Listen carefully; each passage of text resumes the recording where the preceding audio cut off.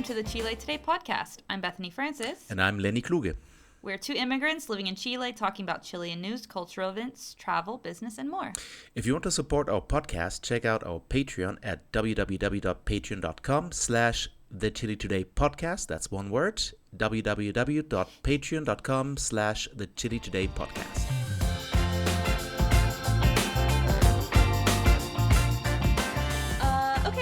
Welcome back, everybody. This is part 3 of hopefully 3 parts. Yeah. Of the, what's new? Of the, what has happened since the last time we recorded? Just a lot. Just a whole bunch. Still sticking with my yoga. Yeah, really? I am. Still sticking with it. So it's good. But I'm ready to jump right in if you're ready. Let me jump right in. Okay, so we have upcoming events for you. Our first upcoming event is what is it, Lenny? It is the scrolling. Horrible movie night. Scrolling. Holy shit, I have a lot of text here. The horrible movie night. The horrible movie night. That's on August 11th at 8 p.m. at the Black Rock. And we are going to watch Zoolander. Yes, Blue Steel, all the way. Blue Steel all the way. We're also going to introduce a new thing called I don't know what it's going to be called, but it's bingo. It's going to be like 90s bingo because looking back / watching movies from the 90s, there's so many like tropes that like are so face-palmy that we decided like we're going to make a game out of it. So middle parts. Yes, and it's going to be really fun. It's a super casual way to like meet new people, just laugh, if you're kind of introverted, you don't have to talk to anybody, you can watch the movie or you can like get in and sit around you can actually pay people. Attention to the movie and win if the you bingo. Want, you can win a bingo, which if you win the bingo, you'll get a free drink. Also, remember our patrons get a free beer. So keep that in mind. And what's our next event, Lenny? Do you have it there this time? Yeah, of course. That is prepared. So the next event after the horrible movie night would be the stand-up comedy show in the Gran Refugio in Barrio Italia. Bilingual stand-up comedy. Yes, bilingual stand-up comedy on August the 26th, which is a Friday this time. It's not a Saturday. We usually have these things on a Saturday. This time it's going to be Friday. Beep, boop, bop. Beep, boop, bop. And it's going to be a new venue for us, so that's going to be exciting. And it's a venue that's pretty much renowned for their stand-up comedy chops. So yeah, I think we have gone there before more than once, but it's been a long time. No, we've been to the one that is in the center. We've been to Gran Refugio, but not this Gran Refugio. That is correct. There you go. Yep.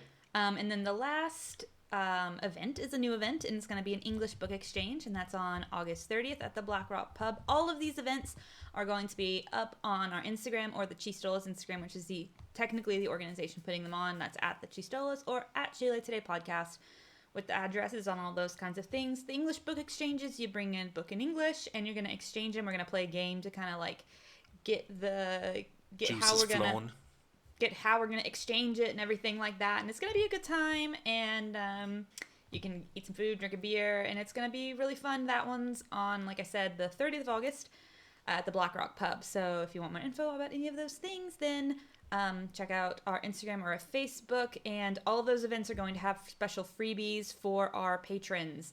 So that's starting at the $5 level. So that's patreon.com/the Chile Today Podcast.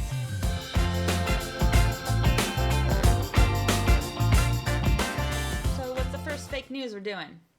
The first fake news we're doing is the fake news that the new constitution will abolish the carabineros and armed forces, as well as prohibit the carabineros' use of firearms. Yeah. So we work together on this. We both researched this. Yeah, that was kind of weird. So let's see how this works out. Okay, so if you want, you can start, and I'll interrupt you. Oh, you really will.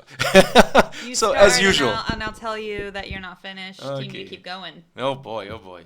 So, on April 15th of this year, there was the Congresswoman Camila Flores. You might remember her. Camila Flowers. Yeah, didn't you call her fish face or something? I did not call her fish face. Nobody calls her fish face. I would not make fun of her looks. However, I have seen a meme where they compare her to that fish from SpongeBob. Fair. I've seen the meme. I did not make the meme. Yeah, okay. Just to leave this out there. So, she is from the RN party, which is not Pinochet's party, but it's Piñera's party. It's a conservative party. It's a it's like liberal, right-wing liberal, whatever. So, she tweeted, quote, "Our convention just approved the abolishment of the Carabineros and the PDI, which is the investigative police, Venezuela style. They will be replaced." What's Venezuela style? Well, ask her. So she said that. No more empanadas, just arepas. Just arepas. That's also in the new constitution. They will be replaced by a civil police controlled by politicians and will eliminate the hierarchical order and yada, yada, yada. And she wasn't the only one there. I mean, there were several tweets that made the rounds for weeks with similar assertions. My research said lots of videos on TikTok that were shared, 2,000 times. She's kind of who kicked it off, but it's just... So there was also Crowd Tangle or something. That sounds like a dating site for Germans. Maybe I might have... Well, at least Penguin appreciated that joke. Thank you very much. There were like over 600... interactions, though I might have put that in the translator and it might be like something else that's not crowd tangle, but here in the interpreter it says crowd tangle. That is things being shared, so it's not true. That's absolutely not what's happening at all in the Constitution. You might have seen that coming. That's because we're doing fake news. Yeah. So there's also, if you just want to know, if you want to look at these things that we're talking about ourselves, there's fastcheck.cl, which is one of the places where I got a lot of my information, and we have a lot of other websites as well that we can put up if you are curious. So this is all false. There has been no article that is expressed or on any of this. Mm-hmm. So the advanced search is that were you gonna say something? Yeah, just a remark that when she tweeted this whole thing, the stuff about Carabineros hasn't even been discussed yet. So she completely put the cart before the horse there. Okay, so again, I don't know if this is intentional or just ignorance, but there's so much of like what politicians are saying versus maybe what the convention is saying, because, for example, Boric has said that he would like reforms to the Carabineros, right? But the Constitution is not Boric. These are two different things happening at the same time. I think a lot of people need explaining, need that explained too. Work. Hey, so anyway, it's okay. Yeah, I mean, to be clear, it has been discussed in the commissions, but not in the plenum. Right. So Fast Check did their own research, and it said even though there have been many, like literally these words, convention approves prohibiting the use of firearms by the Carabineros, there's nothing in any of this that has indicated this. There was a note from La Tercera regarding the initiative by the government to modify carrying weapons by retired uniformed men. So there could have been like some confusion with that. So are you going to intervene here? No, please go on. And so I think El Mostrador also like talked about this, but like there was going to be some like prohibition, but like if you're no longer working for the Carabineros, you don't just get to carry firearms, which makes sense, but that's not in the Constitution. Right. No, just notice that we made a jump here because we started with the fake news that the Carabineros will be abolished. Period. We're talking about the firearms. Yeah, I was going firearms and Carabineros. Okay, cool. I was doing just both to be of on the them same page. are both false, but and then I was gonna parse them one by one apart. But if you want to jump in here, feel free. We have never done this co-research thing before, so we're trying to figure out how to share each other's news. Okay, so the reality is, so the things that the plenum of the Constitutional Convention have approved is Article 19, which is approved by 109 votes in favor, 33 against, and 14 abstained, where it is not declared that the use of firearms will be prohibited by the Carabineros, as indicated in the previous section, which, of course, all of this is obvious that the Carabineros will not be eliminated if we're talking about what they can and can't do, because they will exist, right? Yeah. So the role of the police was put to a vote after a report emanating from the Political System Commission on May 9th, and there are articles that regulate them. There was an incorporation. The only thing that it says, this particular thing, the 19th article, says that there was a gender perspective, like they're going to make sure that there was no like bias against female or like against male sexism, basically. And they're going to change the Carabineros from a military organization, this is very important, to a state organization, or or a military, like instead of, because right now, just for clarification, the Carabineros is underneath, like it's a branch of the military. Actually, let me just hike up my glasses that I'm not wearing. That was because I was under the same impression that actually changed in 2011. Like until 2011, Okay, so the it's not Carabineros that were way. the fourth branch of the military, with other three being the Army, the Navy, Air Force. However, the doctrine hasn't really changed Okay, much apparently yes, since then. So, yes. so I think this is a huge shift in The huge culture. paradigm shift. Right, That's right. the thing. There's a cultural shift that's Because happening right here. now They're the still Carabineros militarized. have like this idea of being like prioritizing national security over serving the people. Right. That's So kind of like this whole actually, was thing. having a conversation with some of my friends, and they were like, even as controversial as for example, the U.S. police are, there is still that idea that they exist to protect and serve. Whether that they do that effectively or not, that's not what I'm talking about. But the idea is to protect and serve. That is not the role of the Carabineros of Chile. They have always been. Their role has been for the security of the state, Right. and what they deem as security. And the Constitution has put an emphasis on human rights and has said like the quote unquote non-military character. And so it's again sort of this reform, Right. not abolishing the Carabineros, not saying that they cannot have weapons. It's just sort of like a recultural structuring of the Carabineros. And I mean, it seems like minute in a way, because I mean, yeah, of course they need to take care of security, but then of course they need to serve the people. But I think it's a big deal, because redefining the Carabineros as a civil police force is, as we said, is expected to trigger a change in the overall doctrine, education, and the strict military style, top-down hierarchy, which doesn't allow for much dissent until now. Right. Much less whistleblowing, which is also something, because you got this old boys club there. So, personal opinion, but I think up to now, the Carabineros have understood their role as being an institution that enforces order with a focus on national security, as we just said, and rather than being at the service of the citizen. And I'm not saying that enforcing order is a bad thing, on the contrary, but I think when this enforcement goes against broader interest of the citizenry, we're having a problem. So, Right. we're hoping for a paradigm and there change. have been, again, this is one of the huge things that was very much obviously existed beforehand in a very big way, especially during the dictatorship. But during the estallido, the social movement in 2019, there were a lot of international human rights complaints against the Carabineros de Chile, both nationally and internationally, that were really never addressed. The majority of them were never addressed, and that's because of the way in which the structure exists in Chile. They can basically operate without a lot of punishment, and so this is sort of like the intention is to reframe the amount of power that they have. Again, not saying like they don't have power, they can't use firearms, they're going to be dissolved. I mean, the state needs to maintain their monopoly on violence, as ugly as this sounds, Right. but that has, because otherwise I don't see how this is going to work. Right. But the emphasis is going to be on the specific things that they were that they were complaining about, which is again like Article 19 specifically talked about like the parity of like decision making in the Carabineros, which is like you have to have half men, half women. Yep. You can't like be sexist about like how men and women can get their jobs and how they're promoted and things like that, which is not guaranteed in which I don't think it would surprise anybody. The police force and the military is very sexist, and they're in the way that they operate, and so they're trying to. This particular article is trying to address that.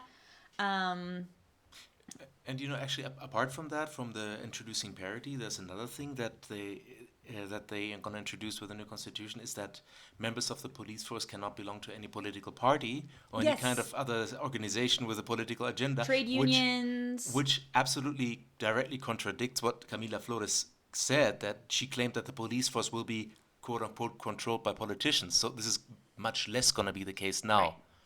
But I think we were talking about was it last time the couple times ago that we recorded, that there are very much like some of the very fundamental leaders of the Carabineros are very closely joined with political parties, which again, if you're, I don't know, very closely aligned with a leftist party, you're obviously going to be pushing your agenda on which people can protest or which people cannot protest or XYZ, or, you're going to be much more against, I don't know, rechazo marches, which we see that a lot. We see like, right now, or especially in Piñera's government, you would see people like the rechazo marches or anti-vax marches just like like nobody like bothered them. They got like an escort through the street by the carabineros, while the like journalists that were doing nothing but taking pictures on the street during the like apruebo campaigns were getting the shit beat out of them. And it was like, what is happening here? So this like sort of depoliticalization like of the carabineros is sort of the one of the main goals here, which I think, again, not having anything to do with what Camila said, but is what actually the articles about the carabineros are saying. I mean, which I personally think is great, because it's the executive branch of the state. It needs to be neutral. It cannot have political leaning. This can't happen, because those are the people that actually carry out the state's monopoly on violence. Yeah, and the other article 14, that was talking about the use of weapons, more specifically, has specified that all of these types of specified uses of force is going to be authorized by law. So those kinds of things are not even going to be dictated by the Constitution. Quote, the law will regulate the use of force and weapons that may be used in the exercise of functions of the institution authorized by the Constitution. Yeah. So that's not even said in the Constitution about how, why, etc. Did you have anything else on Article 14? Not on Article 14, but since we're talking about the use on weapons, because since it made the round and people were saying, okay, we're gonna, like, carabineros can no longer use firearms, that people were like, okay, how did you get that idea, you know? And one of the interpretations was that that there are changes in the attributions of law enforcement, what we just talked about. Like, right. the draft not only talks about how the carabineros and the PDE will transition from being a military to a civil police, but the same Article 297 also states that when applying force, and I quote here, they need to observe the principle of legality, necessity, precaution, proportionality, and no discrimination. So with a lot of imagination here, you could interpret this as a hobbling of the law enforcement, because, and you know, I'm just being exaggerating here, because like with all these conditions in place, you might as well just go naked to a gunfight. A lot of imagination here, like a stretch. No. But I think the other interpretation that would make a bit more sense, because is because the new constitution does regulate the use and ownership of firearms, which actually has been quite a controversial topic for the last couple of weeks. Article 295 states, quote, no person, group, organization may possess, have, or carry arms or similar elements except for one law which regulates the prerequisites, the authorization and usage controls of carrying and possession of arms allows for it. You could now, of course, say, well, wait a minute, you know, if it's up to Congress to decide who is allowed to carry arms and who isn't, then who's to say that, you know, those damn hippies couldn't just decide on a whim to disarm the entire police force?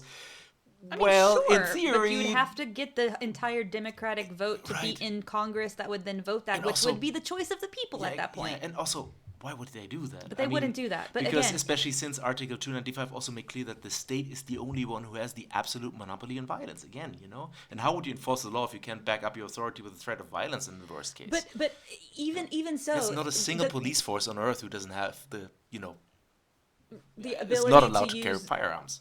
Oh, the British police don't carry firearms? Are you 100% though? I'm not 100%, but I'm pretty sure the British police only carry like tasers and like those batons. batons. Batons. Yeah. I mean, they can still use force. Yeah. Like, that doesn't mean that, you know, if their life is threatened or whatever. If that's right, I hang my head in shame. I mean, Pinguino's going to fact check us real quick. Course. The vast majority of UK police don't carry guns. Okay. There you go. Point taken. No, but again,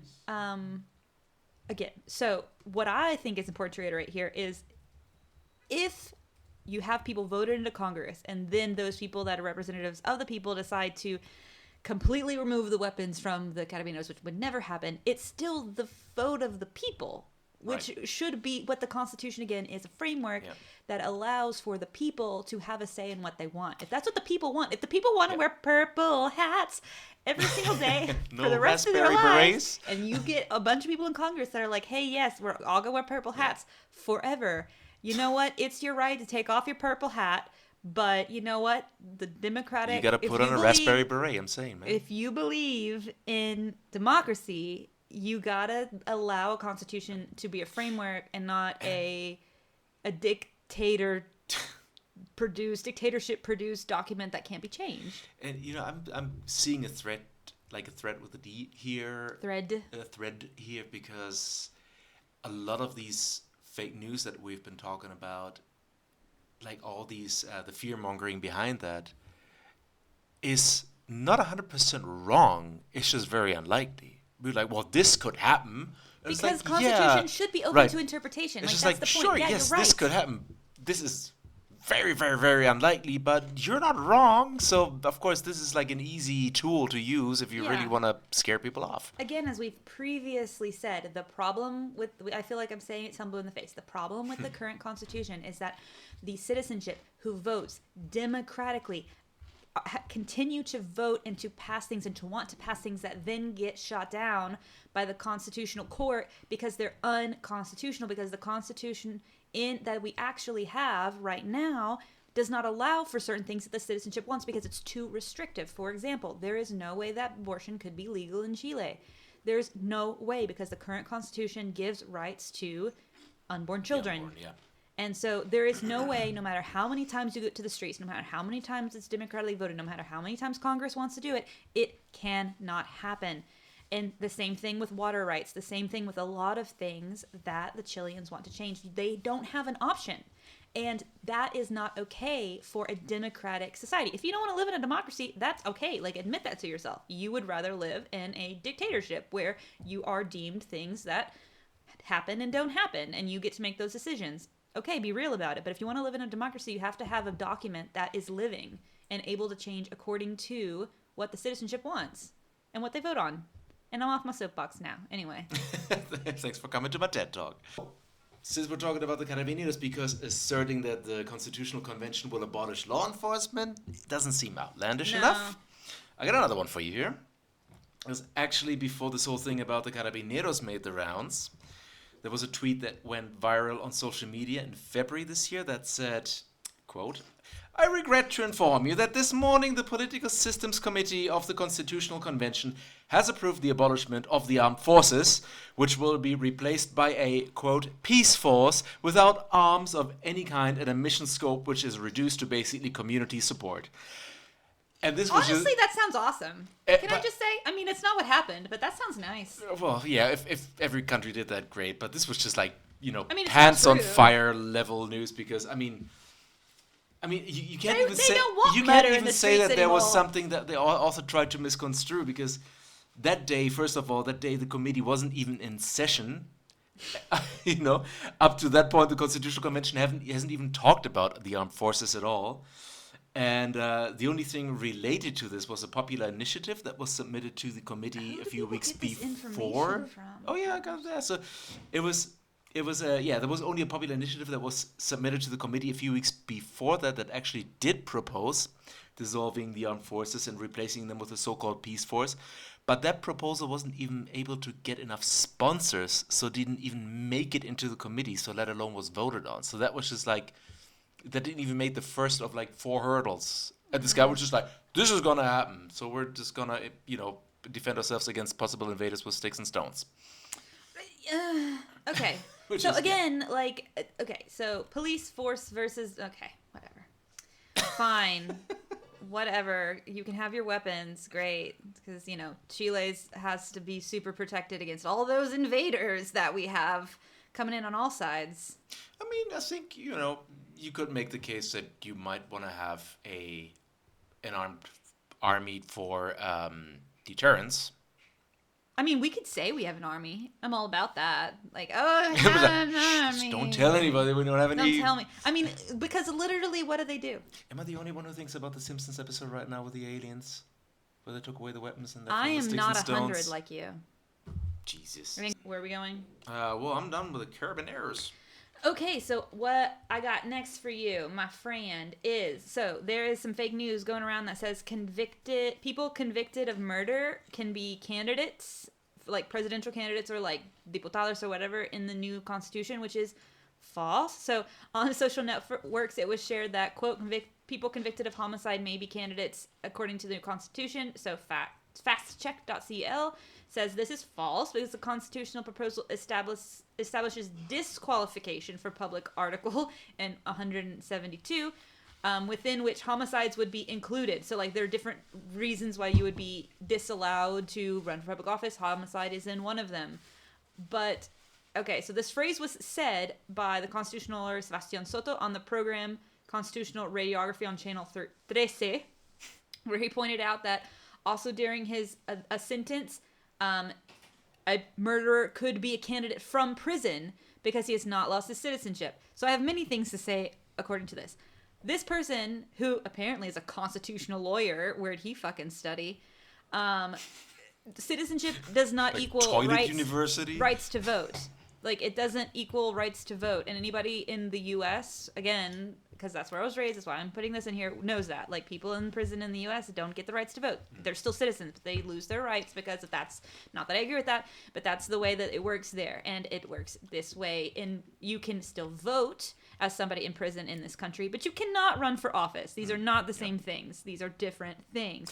Can you still vote when you're in prison here? I didn't know Yes. that. Because I was reading through that Yes, part you of the can. Constitution today. It was like, oh, they're giving them back the right to vote, which I didn't know that they No, already had. they had But those. I'm sorry, but like also agree with you here that I don't think it's right to take away your right to vote if you're convicted of a crime, because you still got rights, man. You still have rights. No, I mean, I agree with that. No. In the U.S., your rights are taken away, and it's, like, really shitty because people, like, not only, like, when you're in prison, when you've served your sentence and you're back in society, you do not get your right to vote back. That's and it's harsh. fucked up. It's Yeah. so fucked up because, like, you're a citizen with a job, paying taxes, doing everything, and it's Right. like your right to have any sort of say in what's going on in society is taken away. But not the case in Chile. Also, cannot run for public office when you're a murderer. Just cannot do it. There are other President Ted Bundy.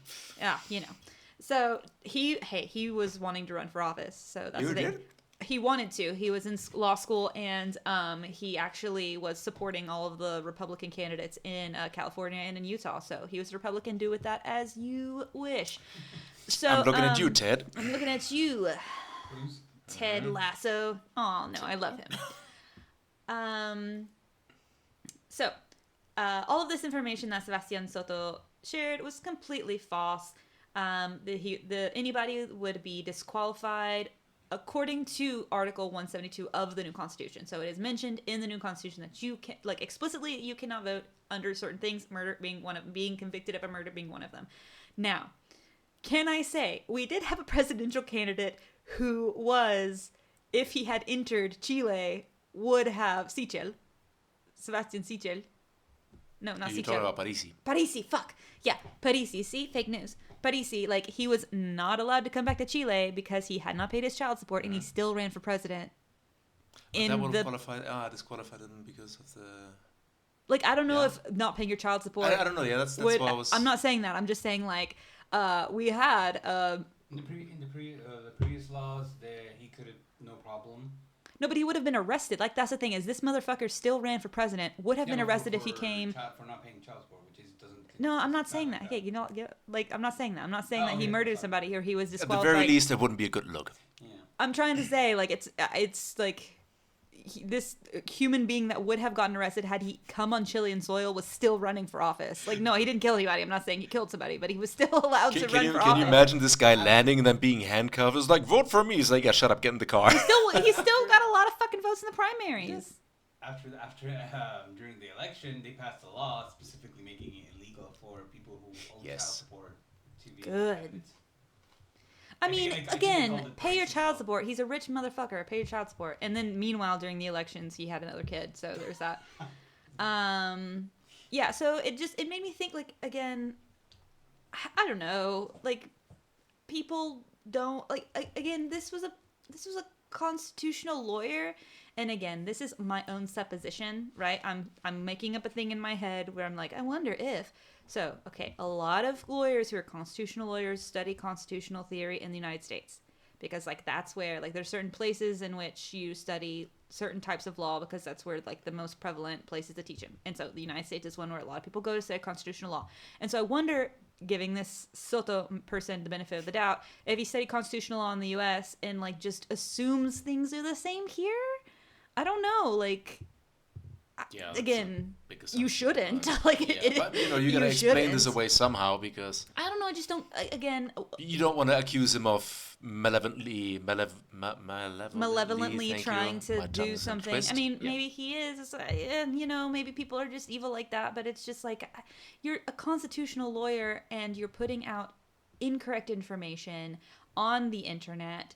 You're like that is just blanketly false and not apologizing for it. What are you doing, man? Like it's Not just cool, man. bad. It's not cool, and it's like you're either doing this because you're an idiot, you're doing this because you're misinformed, or you're doing this because you're evil. Like, Dick. such a dick. Do you have anything else? And I don't. I don't know what's wrong with me, but Last thing that we're going to mention today. So there's the fake news, sort of. It's false but. The new constitution will get rid of the It's a Senate. false but. It's a false but. Okay, so this needs some context. So on December 16th, El Mercurio, which is a really popular newspaper here, published a letter to the editor entitled Caring for Democracy. It was written by Claudio Alvarado, and he's the executive director of the Institute for Studies of Society, IES, and it referenced the discussion that has taken place within the Constitutional Convention, specifically related to the Political Systems Commission. So, in the letter, the Universidad Católica law professor assured that since the Constitutional Convention started, it has been suggested to eliminate the Senate and merge the executive and legislative powers in the National Congress. This is false. So, the false part of this is the idea that there will no longer be separation of powers. That is false. We will have separation of powers. There's a lot of like sticky situations here, but there's been the concern because of the like decentralization that's happening and like because of the more rights giving to indigenous peoples, that this will just be like one big blob of non-separated powers. So, continuing on, the Political Systems Commission has discussed different types of political systems Chile could have, and in the first position, they've already talked about like a type of parliamentarian system rather than the way that the presidential system that we have right now. Than the presidential system that we have right now. Which but personally I think is great. I mean, a parliamentarian system, honestly, but I mean, that's just which me. is like what a lot of the world does. A lot of like very, Yeah, a lot of I very have democratic places in the world has done that. So many thoughts about this, but I'm going to keep them to myself now. But Claudio Alvarado and other people have tried to use this as a very fear-mongering tactic and even compared it to like types of like regimes. And it's like, no, they're not. We're not saying like they're abolishing the Senate and suddenly just the president and there's only one power that gets to make decisions. It's like, no, it's like a reorganization of how the a parliament would work and things like that. There's still going to be total separation Which is actually of the state. Absolute opposite, right? Because in a way, if you shift from a presidential to a parliamentary system, like you take away power from one person and you distribute it among many. Oh, because right now the president in Chile has a shit ton of power. Yes. More power than he or she should have. And so one of the points of this is to try to take some of that centralized power away from the president and give it to more democratic bodies. That's the point parliament, of this. right? So you can't really call this a regime. No, you can't. Well, it's again fear mongering when people don't. If you don't have people who know what a parliamentary system is, because again, South America, this does not really exist here. It's super easy and super short-sighted to scare people and be like, "Oh, look what's happening! Look at this! Aren't you scared?" And it's like, no, that's not what's happening. Right. So But the president and Congress would still remain different bodies, and there would be like a parliament. Right, but we got to point out here that this is not happening anyway. I mean, we're gonna remain with the presidential system. The president is gonna lose some of their attributes. Exactly. Attributions. Some of his or her power. But we're not gonna their shift power. to a parliamentary democracy. This is not gonna happen. No. It's not going to happen. But according to what he said, is with this wording, he was interpreting it as a parliamentary system, and he was saying that then we're gonna go into regime. It's like no. Even if that happened, which it's not going to happen, it still would be still would be a complete separation of powers. Still, it's because right. that's A, it's not gonna happen. B, if it happens, it's the opposite of what you think is gonna happen. This doesn't make any sense what I just said. I'm sorry, I'm tired. no. So That's basically it. So that's the fake news. We're not getting rid of the Senate. Like, we're just, the idea is taking a little bit of power away from the president, because the president has so much power in Chile, much more power than in the U.S., for example, to give that back to the different branches, for them to be able to make their own decisions, and the president would have less veto power. So that's sort of the idea. Which, personally, I think is great. Yeah, I But, mean, again, if you're gonna attack something, attack the reality of it. Like, Yeah. tell me why you think that the president should have that amount of power. Like, tell me, like, because that's the reality. So if you agree with this, if you agree that the president should have that amount of power, then tell me why. And then, like, let's have a discussion about it. Don't bring me this bullshit where it's like, the Senate, and they're gonna set the Congress on fire. Like, what? Tell me why. Ain't nothing, nothing but, but a Congress. But a Congress ain't nothing but a Senate. Anyway, so that's what we have today. I hope you guys enjoyed our part 3. It was a little shorter, but we wanted to make sure you got to hear all of it. We're super open to doing a part 4 maybe later in the future. We got to update you guys on some other things going on, but if you are interested in us talking about something specific with the Constitution, we're absolutely. totally all ears for that. You can email us, chiletodaypodcast@gmail.com. We have an Instagram, and don't forget to support us on Patreon. Yes, please. Yes, when in doubt. Gringo out. Bye. Bye.